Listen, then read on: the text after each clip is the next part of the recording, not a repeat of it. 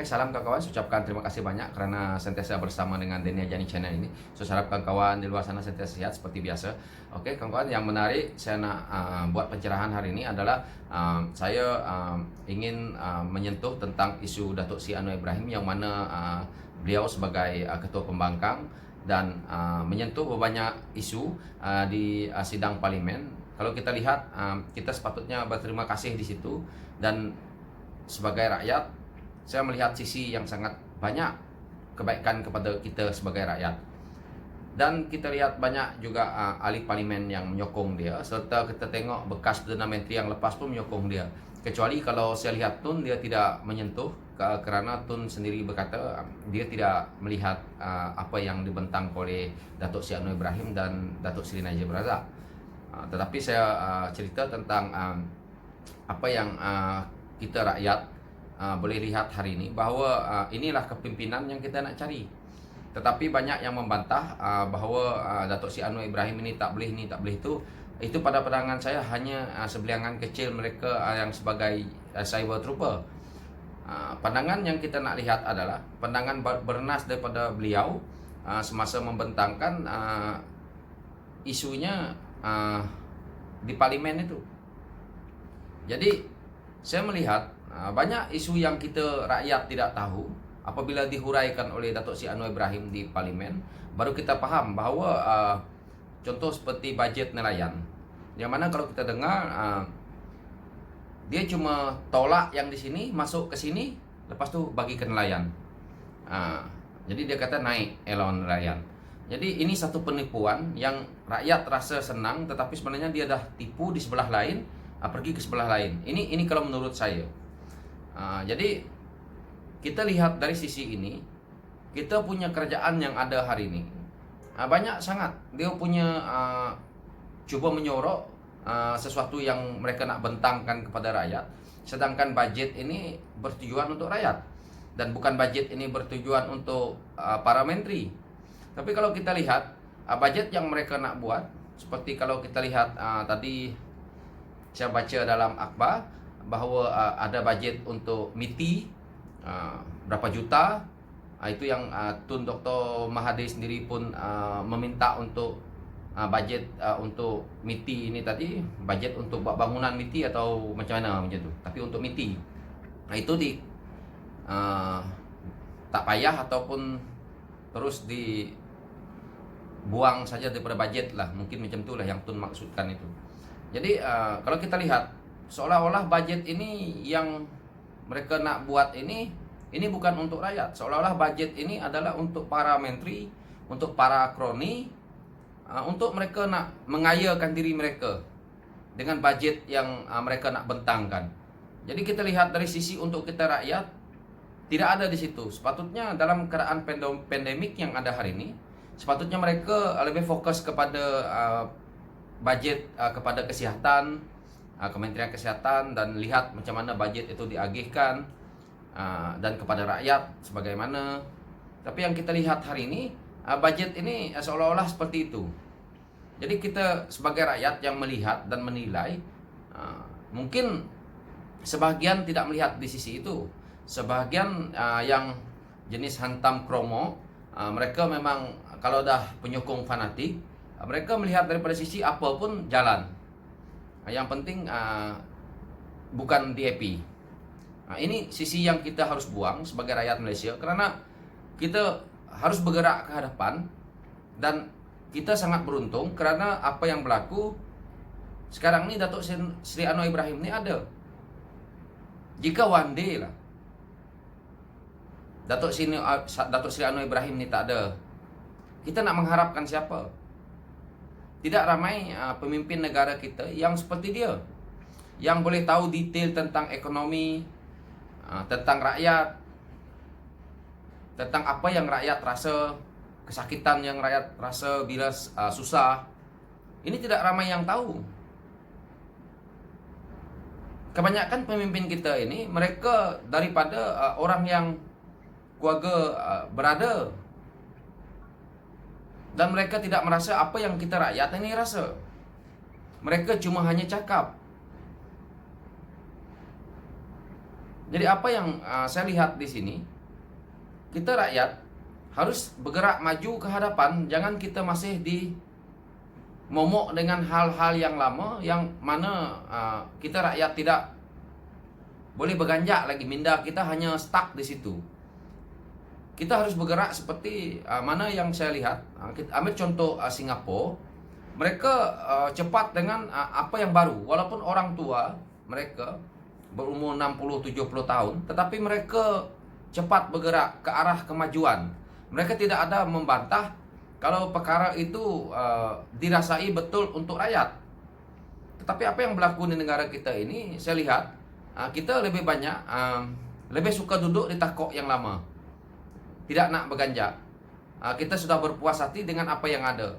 Tetapi apa yang berlaku, kita sebagai anak muda, generasi baru akan datang, kita tidak nak perkara ini berlaku. Kita tak nak, contohnya kereta, daripada awalnya keluar dulu kereta apa contohnya. Kita ambil kereta Proton, mula-mula Proton Saga yang mula-mula dulu. Hari ini takkan kita nak masih pakai Proton Saga yang lama tuh. Kita nak pakai Proton, mungkin paling tidak lah, contoh ini contoh ya, paling tidak Proton Perdana kita nak pakai. Nah, tak payahlah yang model-model baru ini, paling tidak contohnya. Tetapi apa yang berlaku di negara kita ini, kita masih nak menggunakan Proton Saga yang lama. Kita tidak nak bergerak ke arah yang ini tadi. Kita tidak mencuba. Kita hanya mengakui bahawa sebelah pihak saja yang terbaik dan sebelah pihak itu tidak akan pernah baik. Jadi kalau kita berlaku seperti ini, kita masih berada dalam keadaan kisaran yang lama. Saya mengakui kalau contoh negara Singapura, memang kalau kita lihat satu parti yang memerintah begitu lama, yaitu PAP dia. Saya banyak masuk ke Singapura ya, untuk kita sebagai contoh. Dan kita lihat Singapura, PAP dia. Kenapa dia boleh kukuh sehingga mana yang kita lihat sampai hari ini, dan dia mendapat majoriti yang betul-betul kuat di parlimen. Ini bukan kerana PAP-nya, tetapi kerana PAP itu menjaga kebajikan rakyatnya. Saya tidak menyalahkan pihak UMNO ataupun pihak Barisan Nasional. Tetapi kalau kita lihat sisi kekalahan Barisan Nasional dulu adalah kerana rakyat dah muak dengan apa yang berlaku dengan waktu itu. Kalau kita perhatikan daripada awal, dengan keegoan MP-MP yang ada, parliamentary yang ada di dalam UMNO waktu itu, yang sangat angkuh, rakus. Selepas itu kenyataan-kenyataan yang tidak menyenangkan rakyat, itu salah satu part. Yang kedua, kita lihat banyak ketirisan sudah berlaku dan kita lihat banyak kerosakan yang telah berlaku. Ini yang membuatkan rakyat sudah berubah arah.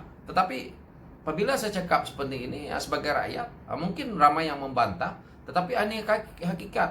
Parti politik ini hanya platform untuk mereka nak naik ke atas. Kita sebagai rakyat ini memilih mereka sebagai wakil rakyat. Kalau kita rasa dia tidak betul, kita tidak boleh mendengar janji mereka yang sewaktu mereka datang berkempen. Kita kena lihat daripada awalnya. Sekarang nih apa yang berlaku di negara kita ini, kita melihat janji waktu mereka kempen. Karena itu saya selalu kata, kita tidak boleh duduk di kepompong yang lama. Kita jangan menilai orang itu daripada hari ini. Maksud saya, di hari ini waktu dia datang berkempen itu, kita harus menilaikan seorang pemimpin itu daripada awal. Kita kena tahu siapa dia orang ini. Apa yang berlaku di negara kita ini, kita senang dimomokkan dengan hal-hal yang untuk hari ini saja. Kita lihat contoh Sabah yang ada hari ini. Sekiranya tidak berlaku pilihan raya di negeri Sabah, tidak berlaku pandemik yang ada hari ini. Ini gelombang yang ketiga dah. Jadi kita sebagai rakyat yang menerima apa yang terjadi ini adalah daripada kesan politik yang ada. Jadi perkara ini yang kita rakyat lihat, harus kita berhati-hati di masa akan datang. Kita harus memilih yang mana yang terbaik.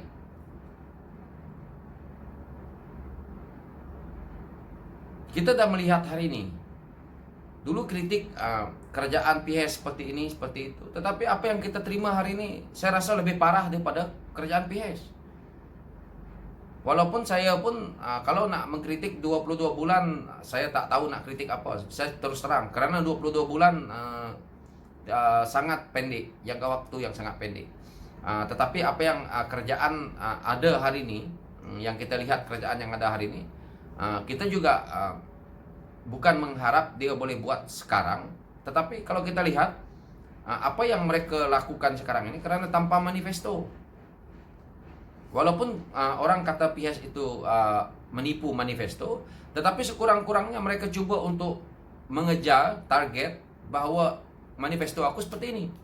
Kalau yang ada hari ini kita pun tidak tahu apa yang dia nak lakukan adalah bertujuannya untuk apa. Apakah untuk rakyat? Apakah untuk tembolok sendiri?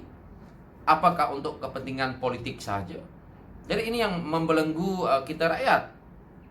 Dengan keadaan yang kenyataan para menteri yang begitu ramai tetapi seolah-olah tidak menjalankan kerja, seperti mana yang kalau kita tengok petikan daripada Akbar ini itu sendiri mengatakan sepatutnya jumlah kabinet itu sudah harus dikurangkan, dan begitu juga pembaziran yang lain di dalam kerajaan yang mana kabinet terlampau besar, lepas tu tidak, seolah-olah kita rakyat tidak berfungsi, dan banyaklah. Ini sebenarnya ketirisan, sedangkan kita rakyat merintih di luar, nak mendapatkan bantuan pun susah. Isu KWSP kita yang nak dikeluarkan 10.000, ini pun banyak dibantah.